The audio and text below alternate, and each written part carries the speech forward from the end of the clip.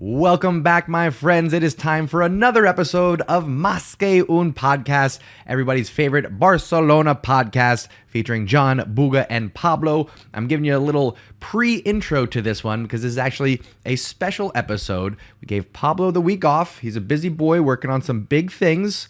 Stay tuned for future episodes. Updates are coming. But with that aside, Pablo taking the week off, Buga and I are joined by Martin Mignan. You know him from Twitter. He's got a big account, world famous. He joins us to discuss who are the top 5 best players for Barcelona this season. But the conversation doesn't end there. We want to hear from you all as we give our top 5 lists and get the debate going. I want to hear your top 5. I want to hear who are the best players on the attacking, on the defensive, through the midfield. Who's been the best players for Barcelona? Give us your top 5 in the comments. Let us know what you think about our top 5 lists. And I hope you enjoyed this episode. Again, this is coming to you with me, Buga, and Martin. Pablo's taking the week off. We will be back next week with the regular squad talking all things Barcelona. Until then, I hope you enjoy this episode. Make sure you like, subscribe, share, all the good things that keep this channel going. We do love and appreciate the support. I hope you enjoy this week's episode, and we will catch you next time on Más que un podcast. Enjoy. Hello, everyone, and welcome back to another episode of Más que un podcast. This episode, basically, of this podcast is going to be special. We got another guest. We got Martin Mignan, another fellow Peruvian. So now we're going to bring our Latin vibes all the way here to the pod. John, you're going to me too, guys. No, me too. Me too. You're more American than a cheeseburger. So, That's accurate. Yeah. So, yes, Martin, ¿cómo estás? How are you? Welcome to Más que un pod. Thank you for the invite. I'm good. I'm happy after the victory from the other day, and just good few weeks. Been a good few weeks, and hopefully it goes better until the end of the season. Yeah. And John, how are you?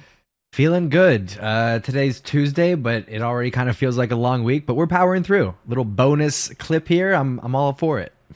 Yeah, exactly. So today, since it's the international break, we're going to be talking a little bit about the UCL because we want to keep that interest, that campaign going and flowing. So Martin, let us know, first of all, we were talking before we started the recording session about how you want to go to Paris. What are you expecting of that match? What are you expecting of the draw? Let us know. Hit the people with your impressions, because we think that maybe we might be getting tickets to Wembley because it looks that that Barcelona might go all the way. So let us know, what do you think?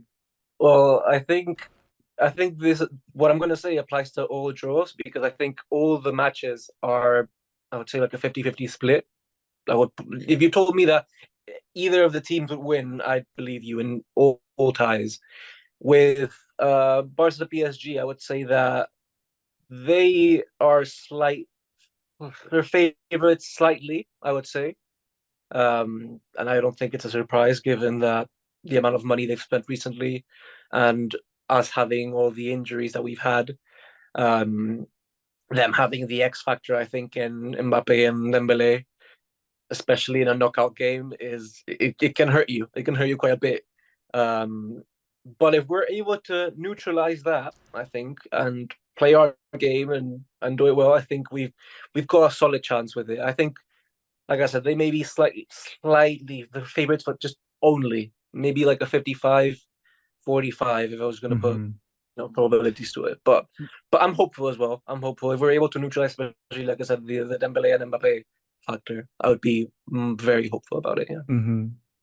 John, why don't you ask Martin? Remember what you asked me in the last episode about Dembele and the factor of, will he go missing? How will the game affect him? Because at the end of the day, we all know John here has a bittersweet relationship with Dembele. It's pretty bitter at this point. I don't know if there's any sweetness about it. I had, back when I had my own channel before getting on the Mosque train, I had to create what was called Dembele Cam, which was a button on my touchpad here that removed all color from my live stream. It was just black and white, and it was anytime Dembele got on the ball. And it was downhill from there. So yeah, little bitter more than sweet. How do you think Dembele is going to be received by the fans at the Montjuic? I think what Figo got when he came for the first time, that's nothing compared to what it's gonna be. We saw it already, what happened when he did not want to renew his contract in 2022. Yes, in 2022. Yep. We saw the reception he got in the Camp Nou. Now that he's, I think he won our hearts in that 22-23 season, and then he betrayed us, I would say, especially Xavi. I would say that what he did was, I mean, it was just dirty. It was just, especially the timing as well, doing it, a couple of weeks before the season started. I think the reception is gonna be quite strong, and it's gonna be ugly, and I hope so. I was one of those who get him, Martin, get him. Nah, nah. The thing is, what's happened with Dembele, with kind of like it's not a personal relationship, but my relationship with him in this sense, or my feelings, is that it's kind of like a friend that betrays you, and you just can't see him in the face anymore. Every single time I see a picture, I see a PSG game, and the camera pans in his face, immediately switch.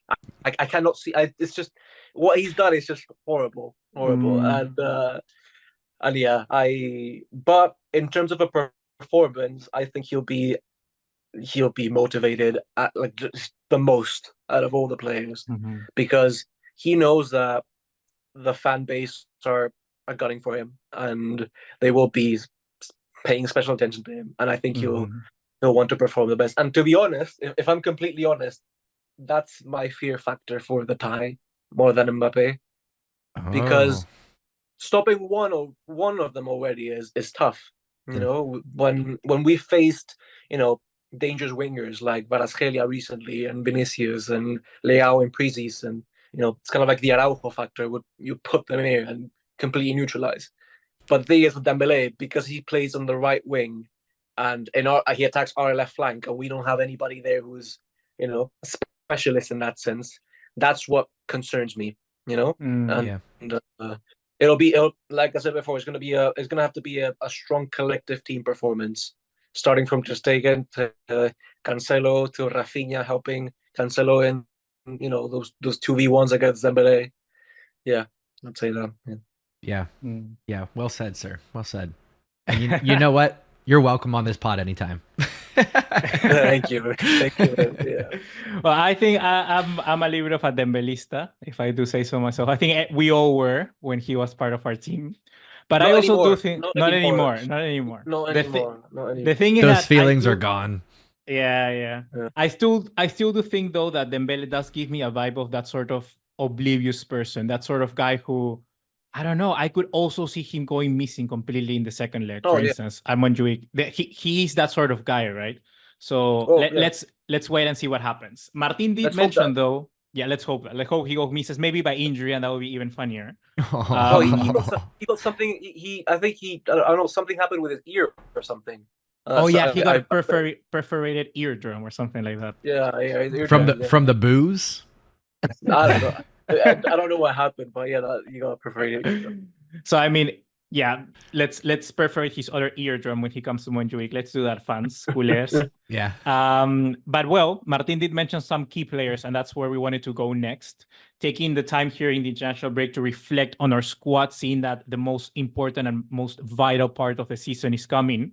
We've all made a list of, let's say, around 5 sort of players that we think are the most crucial and most important for Barcelona. I got some interesting names in mind, but let's hear out first, Martin. Who do you have as your, let's say, number 5 most important player for Barcelona in the squad at this current moment? The fifth most important for me. Yeah. Oh, well, I could. Can I still start with one? You want to start with the most important one? For me, I think the most important one, and I think he has been the best player this season, is Gundogan. Yeah. I have Gundogan on my list as well. Yeah, I just think that I think it's funny because people always say that when you come to Barcelona, you get like a bigger spotlight.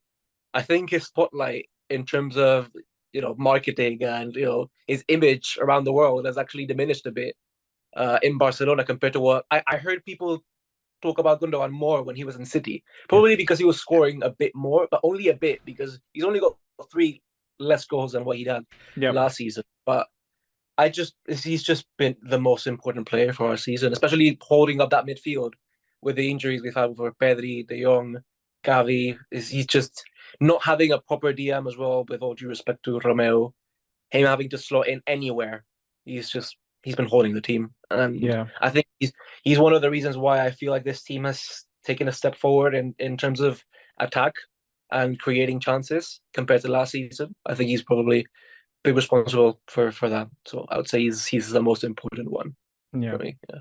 John, do you have Gundogan your number first as well or no? Because if not, you don't have it. So I'll mention quickly about Gundogan because I do have him at number 1 as well. Okay. I have here 11 goal contributions this season. He's injury-free. He's versatile. He fits all the positions like Martin is saying. And I think he adds just that extra breed of quality if we see it in the game against Atletico Madrid, the pass to Lewandowski for the João Felix goal. We saw it in the third goal for Napoli, the pass as well to Sergio Roberto. Those instances where you need to come in clutch, he's been that. And he's mentioned it plenty of times in post-match interviews or whatnot, saying that he's the connection, he's the bridge between the youngsters and the older players. So he has to be that sort of veteran guy in the squad. So yeah, I also have him number first. I think he's a player that we're gonna come looking back and be like, what a great signing just for absolutely nothing, right? Yeah. I think it's funny. I was thinking this earlier. I think for the past 3 seasons, our best signings have all been 3 players. I think this season the best signing has been Gundogan. I thought last season the best signing was Christensen for the performance that he did, and Aubameyang was, I think, the best signing as well. And before that, yeah. So I think I'm hopeful to see who's next in the free transfers. Yeah. We'll see. Mbappe. Shoot. Imagine that we beat PSG handedly, and Mbappe sees the light. He says, "I need to be at Barcelona." I need to be there. Yeah. That would be insane. Yeah. All right. So I guess I got to come in, and I surprised myself that this is my number 1 actually, but I'm stating the case that number 1 most impactful player this year is still Robert Lewandowski. 13 goals, 8 assists, which is a career high. We got 9 matches left in this season. I've given him a lot of stick this season, a lot. And if you watch match to match, I think you can overlook what he's actually done.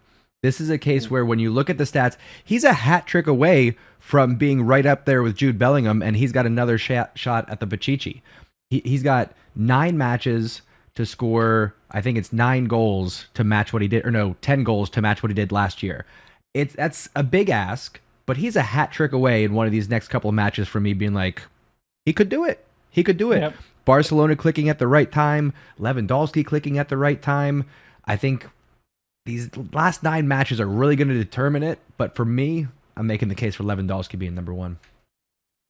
Yeah, I think he's taking a step forward, definitely. Something I noticed at the beginning of the season was that I think he was quite frustrated because he wanted to get involved with play as if he was like, Harry Kane or Benzema, and I'm like, listen, you're not that. You're not that. I know you're doing it out of frustration because you want to help, you want to be involved, but the best way for you to help us is by scoring goals, and that's not only down to him. It's about the team creating the chances for him.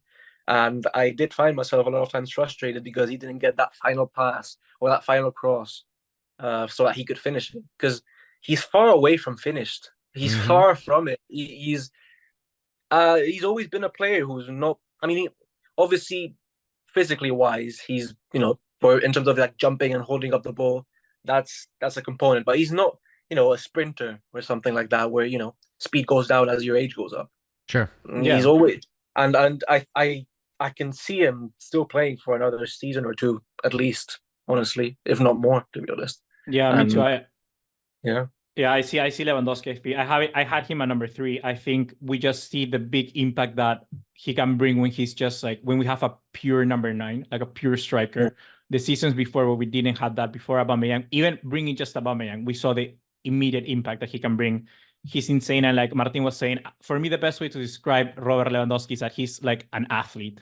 He's an athlete. Yeah. And when you take care of your body the way that he does, he can easily play 2 more years. I think he's up there. He's insane. So yeah. Next player, do we have any debate there? I have number 2. Should I say it? I mean, Go on. No, let Martin go number 2. Let him drive the bus. I want to see what you got. Okay, for number 2, Lamine Yamal. Yeah, I have Lamine Yamal because for me, like when we lost Dembele, and I mentioned it plenty of times in this spot before, the problem with Barcelona is that we sold players, okay, fair enough, but the planning, the roadmap that we had, we didn't bring the same profiles in. So we lost Dembele, and we lost probably our only one-on-one ability, the player that could take on a one-on-one a player, dribbling wise, he could beat a man. That having that just simply raw talent and ability to do that, we missed that with Dembele. And out of nowhere, bang, La Masia produces. Lamine Yamal, he was out there, but at 16 years of age, he's producing. He actually debuted with 15. So for me, just having that is very important, even though he doesn't have the numbers to rack up. He still has the most successful dribbles in Europe, I think, at this stage. He's still such a man at 16 years of age. Having that already in our squad, I think it's important. Yeah, I think as well, given that Rafinha also had a few injuries, and he's, I think, first choice. I still think he should be first choice, just because of the age factor, to be honest. Lamine's only 16, and we don't want a Pedri 2.0 case. We just don't want that with the biggest gem of them all. And I would say, yeah, he's probably been that. He's not only, I think something that also Dembele brought was the amount of players he just attracted to him, which would free up spaces in different areas of the pitch for midfielders to go into the box, or even the striker. That's another key component. And even Lamine is incorporating some defensive work, even though he's only 16. And But yeah, I have to agree with you there. Yeah. John, you have somebody else to put onto the table at my number 2 spot? Yeah. This one might spark the debate here. I've got João Cancelo at number 2. Okay. I have him at number 4. So the reason why I got him at number 2 is because I think he's actually someone that would be very hard to replace if he went down or didn't come back for the club. He can play on the left. He can play on the right. He can play more attacking if he needs to. And this guy he's a baller. Flat out. Yeah. Like, he'll beat players one-on-one. He'll provide the crosses. He'll score the goals if he needs to. And he's not too shabby on the defensive side. So no. I think because of his player profile and what he's done for the club, and I think he's played, 24 matches compared to Ilkay's 29. So he's right up there in terms of most matches played. I got him in there at number 2. Yeah, fair.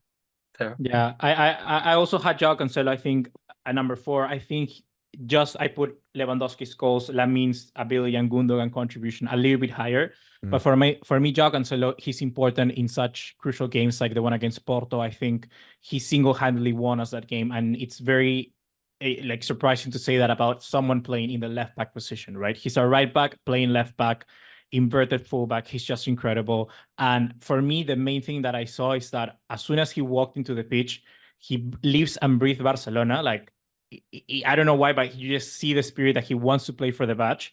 And I also want to add the fact that for me, we haven't had such a good fullback since like Jordi Alba, Dani Alves, like a pure quality. When you see it in that position, he can win you games. We haven't had that in a while. Yeah. So for me, he's up there. Yeah. I think another player that I think deserves recognition, I think, is Araujo. I think I've been thinking that he's the best centre back in the world for the past few years, and I think we did notice a difference when he came back. It's just, I just think he's the best. He's just simply the best. It's just, I think he just makes everything stronger.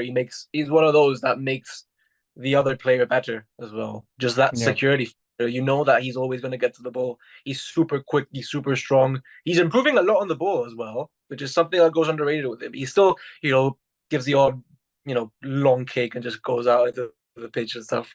But I think he's growing quite consistently. And again, he's one of the captains as well. And I think he's taken a step forward in general as well.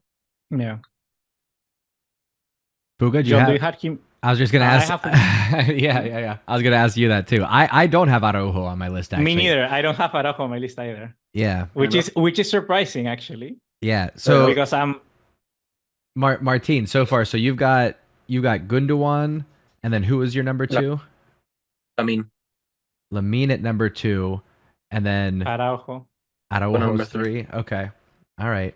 Yeah, no, he just missed it for me. I had Frankie and Araujo that are two that honorable mention for me. Mm-hmm. So I have one more player in my list. So I'm number 5. John, I think you still have number 3 to go. He's been so Gundo. Yeah, Gundo is my number 3, and I think we talked about him. Those Gundo is my number 3, and Lamine is my number 4. We've talked about him as well, but my number 5 has not been discussed yet. But I thought we missed Boaz number 3. I think we did. No, my 3 was Lewandowski. So we also mentioned. Okay, we'll do a recap at the end. So it sounds like we need Buga's number 4 then. João Cancelo. You already talked about. We talked about him. Okay.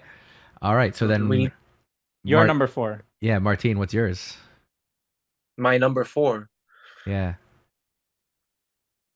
It's a bit of a toss up between Pedri and Frankie De Jong, to be honest. It's either of. I could put them 4th, 5th, 4th, like just either of, to be honest. I think they're kind of like the Xavi and Iniesta, obviously not to that standard, but I think in terms of importance for what Barcelona's style of play is, they're, I think, very important. I would say probably Pedri a bit more. I'd say I'd put him slightly ahead than Frankie. I know that Frankie can be frustrating at times because of the amount of seconds he holds the ball for, but I find that quite valuable, especially in tight games where you need a player that Xavi always said that the ball is like a treasure, and Frankie De Jong has that mentality. He just wants the ball. He can be frustrating at times, but that's also necessary and others. And I think Pedri is it's such a shame that he's having these injury problems, because the amount of quality that adds to the pitch, that he adds on the pitch, is just incredible as well. Holding the ball, he's just I would say in terms of importance, I would say those two. Yeah. Frankie, I've always said that for me, if I had a dog, which I always wanted a dog, I've never had a dog as a child, I would call him Frankie. I don't know why is that. That's actually great. Honor. Yeah, that's actually great. I said that before, right? Yeah. I've always said that. So for me, Frankie De Jong is there, but my number, your number 4, John, before I give my final one. No, my 4 was Lamine. Oh, okay. Yeah. So I'm going to go number 5, and I think I'm definitely going to spark some controversy with my number 5. But my number 5 is Jules Koundé. So is mine. That's not controversial at all. That's not controversial. John has it as well. Okay. Yeah. He's become underrated. Yeah, he's really underrated.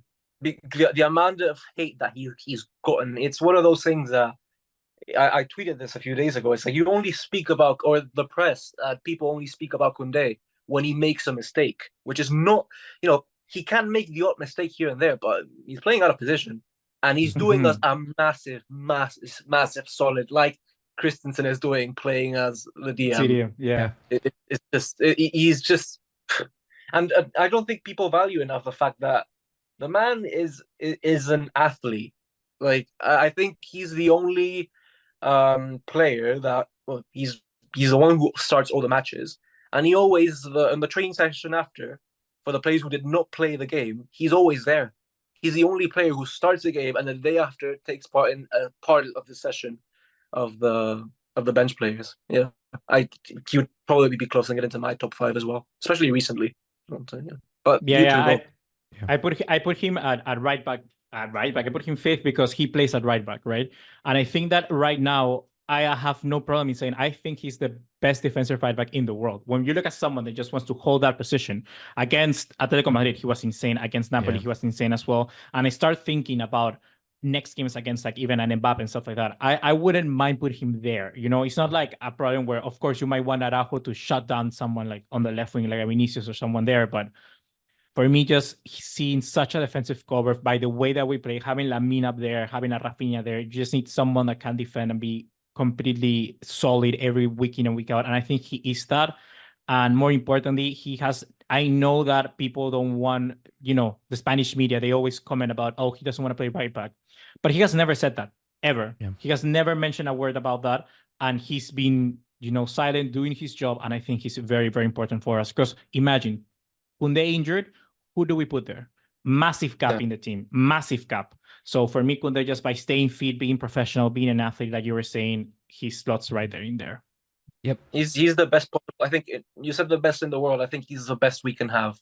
There's nobody else in the world, I would say, that could do what he's doing up to that standard. And it's only his second full season. Well, not even full. He started playing as a centre back at the start, but only his second whole season training and being a proper right back. He's playing more of a right back this season, but I think he's also sometimes thought as a third centre back, kind of like a full centre back kind of. Because we're sort of isometrical, right? So when Joao Cancelo pushes up or Balde, I like how Koundé tucks in. I actually think it makes our team better. Like when we were playing Balde and Joao Cancelo, I think we were much more vulnerable. Now we have someone like Koundé. I think having those three at the back, it's still way especially those two better.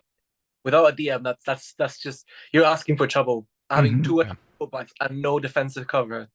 It's but yeah, John, go on. No, yeah, I think it's everything that you guys said. I made one note for Koundé, and it's team first, and that's why it's been so impactful. No selfishness whatsoever, like you guys mentioned. So you got to put him on that list. Yeah. So it actually wasn't as controversial. So I'll take that. Actually, I feel like maybe I got to check myself. Maybe go see a doctor that my list is lined up with Buga's. There's something off. Yeah, it is. So can we each kind of recap then? Because I'm sure we made some viewers go cross-eyed with the lists. If we want to just do like a rundown individually of what our lists were real quick. I think mine was Pedri, Frankie de Jong, Araujo, Lamine, and Gundogan first. Awesome. Yeah, mine was number 5 Koundé, then Joao Cancelo 4, number 3 Robert Lewandowski, number 2 Lamine Yamal, and number 1 Gundogan. All right, and then I had Koundé 5, Lamine, Gundo, Cancelo at number 2, and Lewandowski number 1. Okay, so tell us. I'll make a little graphic out there, and you can post it on social media, John, for us. Love it. So yeah, that's gonna be our segment for today. We're still waiting to see if with John we want to record anything. Maybe imagine, hopefully not, something big breaking news happening in the games in the international break. Let's see how Lamine Yamal does. Kouarsi. Hopefully nobody plays. Hopefully right. They don't play. Yeah, uneventful on the bench. So, I just want this to be the most boring international break. Well, actually, have Lamine and Kouarsi play on Friday, because I'm going to see them on Friday. Okay. Yeah. Have them play 5 minutes and then take them off, because I'm not having that. I'm not having that. Love it. So where they're playing at? Where's the game? They're playing in the Olympic Stadium in London. Oh, okay. So hopefully it'll go well, and then nothing happens. Hopefully nothing happens. Hopefully nothing, like, or let's say that they get some sort of, like, stomach ache or something, and they have to pull out at last minute. Give them some really spicy Nandos or something. I hope they get diarrhea, man. I just hope for 48 hours. That's it. 48 hours. Yeah. Okay, I think that's perfect. Great having you, Martin. I think it was really, really good. We really enjoy it. Hopefully you enjoy it as well. Yeah. Why don't you let the viewers know? Real quick. We miss you, Pablo. Shout out to Pablo.